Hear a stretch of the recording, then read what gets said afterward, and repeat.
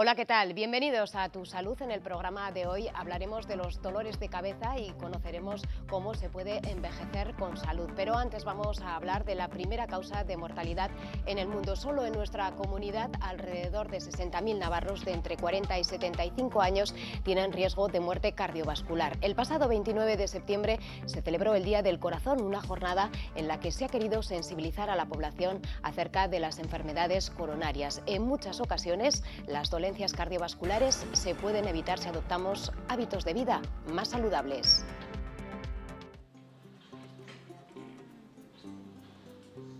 Las enfermedades cardiovasculares son la primera causa de mortalidad entre las mujeres en los países occidentales. Existen muchos tipos de enfermedades cardíacas, pero la causa más común es el estrechamiento o bloqueo de las arterias coronarias, es decir, los vasos sanguíneos que suministran sangre al propio corazón. Fuera del ámbito de lo que es estrictamente la cardiopatía isquémica, la angina de pecho, el infarto de miocardio, digamos que hay también nichos importantes de patología del corazón que se atienden habitualmente, pero normalmente en lo que son las campañas de prevención, las campañas van enfocadas fundamentalmente a la prevención de la cardiopatía isquémica a través del control de los factores de riesgo, ¿no? Existen determinados factores de riesgo. Aquellos que dependen de la propia persona y que son modificables son los responsables directos de aproximadamente el 80% de los casos de cardiopatía coronaria y enfermedad cerebrovascular.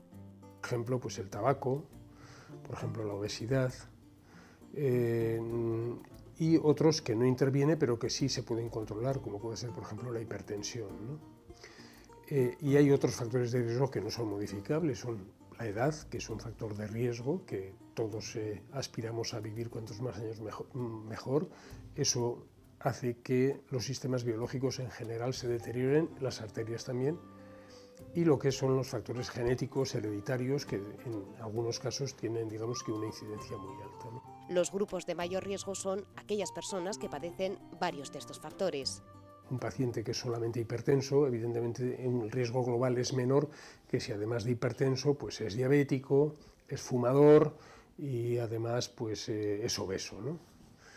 Bueno, pues el diabético, por ejemplo, la diabetes es un factor de riesgo también muy importante, el sedentarismo, en fin, hay varios que confluyen todos ellos en que el sistema vascular de alguna forma se deteriora, las arterias sufren fenómenos de obstrucción que conducen en unos casos al infarto de miocardio, en otros casos al ictus cerebral, en otros casos pues a la insuficiencia renal, fundamentalmente. Nunca es tarde para adoptar unas rutinas más saludables. De ello depende que nuestro corazón no padezca. A lo mejor hay que empezar por bajar las escaleras en vez de en el ascensor y pasar luego a subir por las escaleras en lugar del ascensor. El caminar, pues lo mismo, en vez de coger el coche para ir a, pues en la medida de lo posible, introducir en su vida que sus rutinas sean simplemente el caminar. Una persona que camina 10.000 pasos al día, pues digamos que su salud cardiovascular es mejor que la que camina 5.000 pasos solamente, ¿no? Entonces, si realmente todos camináramos entre 5.000 y 15.000 pasos diarios, estaríamos, digamos, en un punto de actividad física excelente, ¿no? Y la salud cardiovascular de la sociedad en su conjunto mejoraría mucho. El que es fumador generalmente suele asociar un café después de comer y un cigarro, o después de desayunar y un cigarro. Bueno, pues a lo mejor lo que hay que hacer es que esa persona modifique y no tome café, sino tome otro tipo de bebida, con lo cual se facilitaría el desenganche, entre comillas, del tabaco, ¿no?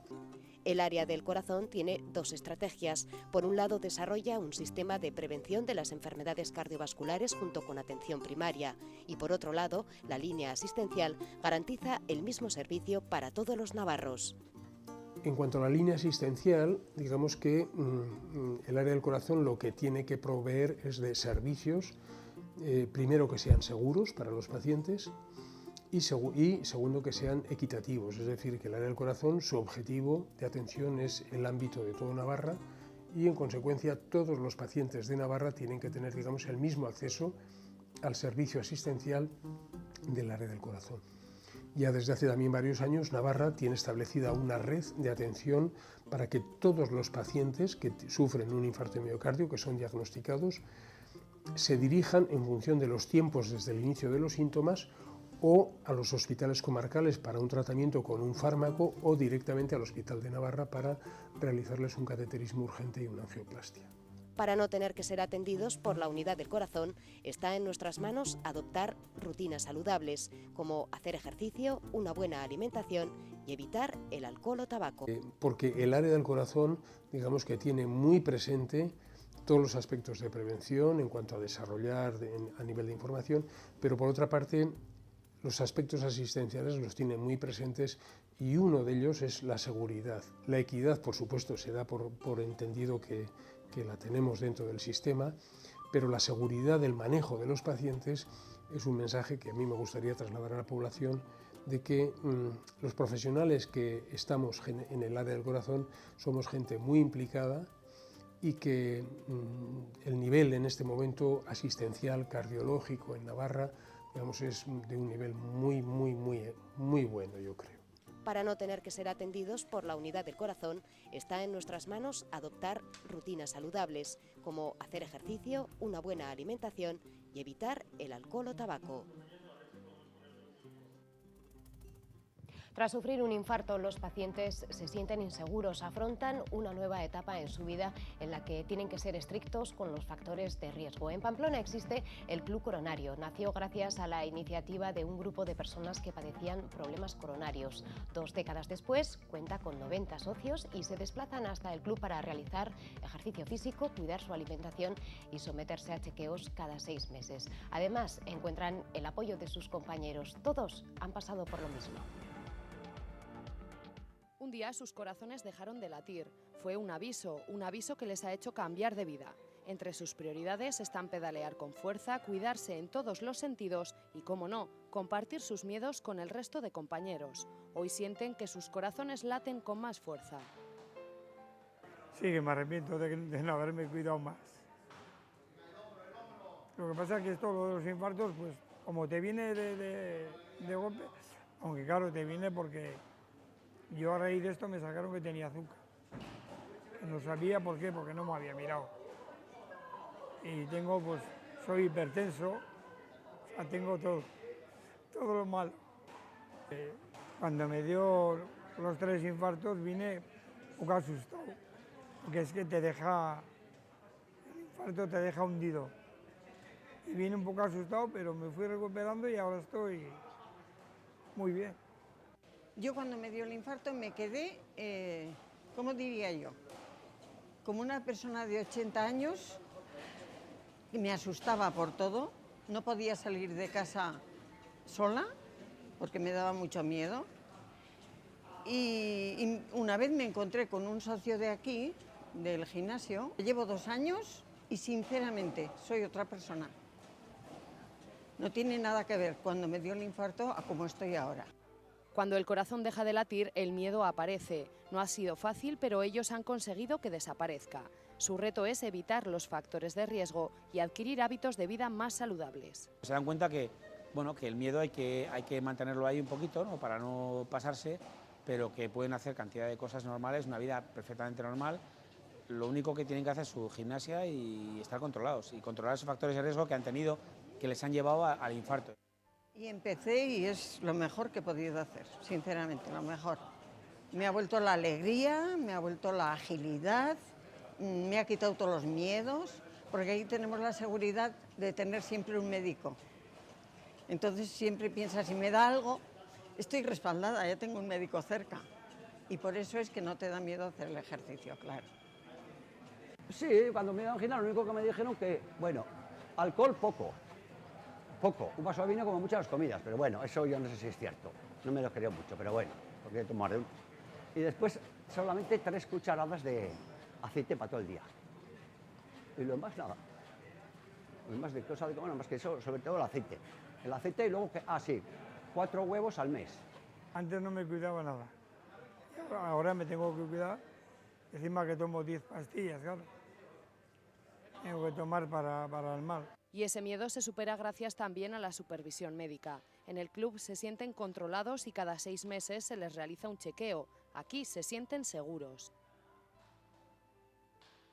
La prueba de esfuerzo es fundamental porque es la prueba que da la seguridad de que el corazón va bien, lo cual no quiere decir que de vez en cuando, pues como es una enfermedad evolutiva, en algunos casos normalmente va mejor, ¿no? Pero en algunos casos, pues bueno, aparecen problemas, arritmias, isquemias, y tenemos que derivar a un cardiólogo o a la red sanitaria de aquí en Navarra, que es muy buena en cardiología, derivar a un paciente pues porque ha tenido un problema. De hecho, hace una semana tuvieron que operar a un socio glucogonario que lleva años aquí, pero bueno, nos hemos adelantado, no ha sido un problema de urgencia, sino que hemos visto que las pruebas iban cada vez un poquito peor hasta que al final han tenido que operar. Todos comparten experiencias e informes médicos, pero también momentos de buen humor y de amistad. Siempre que estés en compañía de algo o de alguien, se te olvida fácilmente el mal. El Club Coronario de Pamplona nació en 1990. En estas más de 2 décadas trabajan para prevenir las afecciones cardíacas y mejorar la calidad de vida de quienes las padecen. Casi 1 millón de españoles sufren dolor de cabeza de manera crónica, es decir, padecen migraña más de 15 días al mes. Durante los episodios de dolor se sienten incapacitados para trabajar o llevar a cabo su ritmo de vida habitual. Para estos pacientes existen tratamientos exitosos que hacen que el dolor de cabeza sea menos habitual. Uno de estos fármacos es la inyección de toxina botulínica. Según la Organización Mundial de la Salud, los dolores de cabeza son extremadamente frecuentes. Se estima que el 13% de los españoles padece migraña. Se caracteriza por crisis de dolor que normalmente afectan más a una parte de la cabeza que a la otra. Los pacientes describen el dolor como una sensación de pulsación, como si el corazón les latiese dentro de la cabeza. Y cuando tienen las crisis normalmente tienen náuseas, pueden tener vómitos durante el episodio de dolor, les molesta la luz, les molesta el ruido y por eso tienen que aislarse y meterse en una habitación a oscuras, y en general el dolor empeora con la actividad física, lo que les obliga a acostarse. Entonces es un dolor de cabeza, como digo, muy común y además es muy incapacitante. Las personas que tienen una crisis normalmente no pueden hacer vida normal a lo largo de todo ese día, a menos que consigan tratarla adecuadamente con algún tipo de analgésico. Los últimos estudios también indican que 1 millón de españoles sufren jaquecas de forma crónica, es decir, padecen un dolor de cabeza muy intenso e incapacitante más de 15 días al mes. No se sabe por qué una persona que tiene migraña, con el paso de los años va evolucionando hacia una migraña crónica, pero sí se ha relacionado que hay una serie de factores. Entre los más importantes están los factores de riesgo vascular, la hipertensión, el azúcar. La obesidad también es uno de los factores que más condiciona la transformación de la migraña y muchos otros problemas de tiroides. Y otra de las circunstancias que se ha visto que puede facilitar la transformación de la migraña episódica en crónica es el abuso continuado de analgésicos. Las causas de la migraña o jaqueca se desconocen, pero al igual que en otras patologías, existen determinados factores de riesgo. Los dolores de cabeza son hereditarios y pueden provocarse por el estrés, la alimentación o incluso por los cambios de la presión atmosférica. Siempre el porcentaje de mujeres que tienen migraña es mucho mayor que el de varones. Aproximadamente el 18% de la población de mujeres tiene migraña y aproximadamente el 7% de varones. Y luego normalmente las crisis de migraña afectan sobre todo a personas jóvenes, entre los 20 y 45 años. Es la edad peor y eso tiene mucha importancia porque está justo en plena edad productiva de las personas, de tal forma que les condiciona mucho su actividad laboral por la incapacidad que le inducen las crisis de migraña. El ataque de migraña se puede distinguir en 4 fases. Los expertos recomiendan comenzar con el tratamiento en el inicio del dolor. Lo que hay que hacer es al inicio del dolor tomar un analgésico. El problema está cuando uno tiene la necesidad de tomar analgésicos con mucha frecuencia. Ahí es cuando lo que conviene es hacer una visita médica y ver la posibilidad de utilizar uno de esos tratamientos preventivos para reducir la frecuencia de las crisis mensuales y así conseguir que la persona consuma cada vez menos analgésicos. No conviene abusar de los analgésicos y acudir al médico en el caso de tener jaquecas habituales. El tratamiento de las jaquecas tiene, digamos, 3 partes. Uno es, si uno es capaz de identificar algún desencadenante del dolor, lo que tiene que hacer es, lógicamente, evitarlo, como desencadenantes alimentarios, el beber alcohol. Hay algunas personas que identifican claramente ese tipo de desencadenantes. Por otro lado, cuando aparecen los episodios, tienen que tomar analgésicos, y entre los analgésicos los que más se utilizan para la migraña son los denominados triptanes, que son un grupo específico de fármacos diseñados para tratar solamente las crisis de migraña. Y luego, cuando las migrañas son muy frecuentes, muy intensas o no somos capaces de tratarlas adecuadamente solo con analgésicos, existe el denominado tratamiento preventivo, que consiste en una serie de fármacos que se toman a diario y que lo que hacen es reducir la frecuencia y la intensidad de las crisis. Es decir, una persona que tiene, por ejemplo, 8 días de dolor de cabeza cada mes, si toma un tratamiento preventivo, lo que se pretende es conseguir que se reduzca el número de días de dolor de cabeza. Existen tratamientos exitosos como la inyección de toxina botulínica, una terapia sencilla y que está teniendo buenos resultados. Existen unas terapias un poquito más complejas que se están utilizando también en las personas que tienen una situación que se denomina migraña crónica, que son personas que tienen crisis de migraña, pero que tienen dolor de cabeza más de 15 días cada mes. De tal forma que en esas personas, si no responden al tratamiento médico habitual a base de algunos fármacos, se puede intentar pues, algún otro tipo de estrategia. Las que más se están utilizando en la actualidad es el tratamiento con toxina botulínica, que consiste en infiltrar en diferentes músculos de la cara y del cuello pues este fármaco, la toxina botulínica tipo A, y que es un tratamiento muy eficaz para la migraña crónica. Este tratamiento consiste en la infiltración de esta toxina en diferentes músculos de la cara y también del cuello, y la ventaja que tiene sobre otros tratamientos es que en una sola sesión se infiltra toda la cantidad de medicación y su efecto dura 3 meses, de tal forma que a uno no le obliga a estar tomando medicación de forma continuada. Y realmente el único efecto secundario es que la toxina botulínica se utiliza para el tratamiento de las arrugas faciales. Entonces, cuando se infiltra en esta zona, a las personas le desaparecen las arrugas de la frente. Es eso, el efecto secundario principal. Y luego algunas personas notan debilidad en los músculos del cuello. La toxina debilita un poco los músculos y uno puede notar que tiene cierta sensación de tirantez o dolor, pero suele ser muy leve y la mayor parte de las veces no obliga a la retirada de la medicación.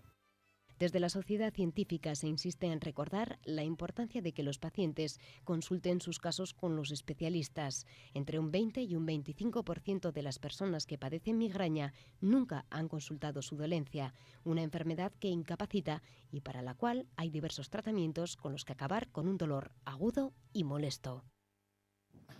En la actualidad hay 600 millones de personas mayores de 60 años, un colectivo que cada vez tiene un papel más importante en la sociedad. Además de aportar sabiduría y conocimiento, hoy son el motor de muchas familias por su apoyo en el cuidado de familiares. El 1 de octubre se ha celebrado el Día Internacional de las Personas Mayores, una jornada en la que se ha recordado el reto de envejecer con salud.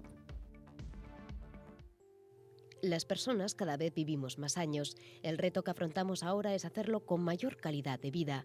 Desde la Organización Mundial de la Salud se está intentando concienciar a la población sobre este cambio generacional, un cambio que obliga incluso a modificar los entornos urbanos. Vivimos mucho.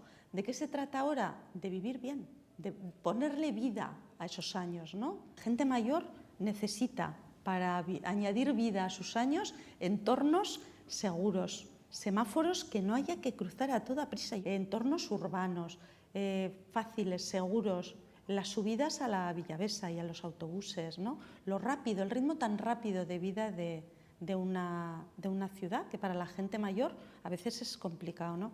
Admitir el envejecimiento depende de cada persona. Nuestro cuerpo, nuestra manera de pensar y los cambios en las relaciones de vida y social se van haciendo cada vez más notables. Por eso es necesario prepararse para ello. La recomendación para quien puede, general, que se hace es andar por lo menos media hora al día un poco rapidico, que eches un poco a sudar. Y luego, a partir de los 60, incluso antes, a partir de los 40, son muy importantes los ejercicios de fuerza y de flexibilidad, porque se pierde masa muscular. Y luego eso es lo que favorece, por ejemplo, las caídas. Cuando se tiene muy poco músculo y el hueso un poco más frágil, una caída que a los 20 no te hubiera hecho romperte una cadera, a los 80 te rompes una cadera. Últimamente se han como publicitado mucho el tema de la memoria. Hay talleres de memoria que se ofertan desde muchos sitios. Pero es más amplio lo de la mente que la memoria, ¿no?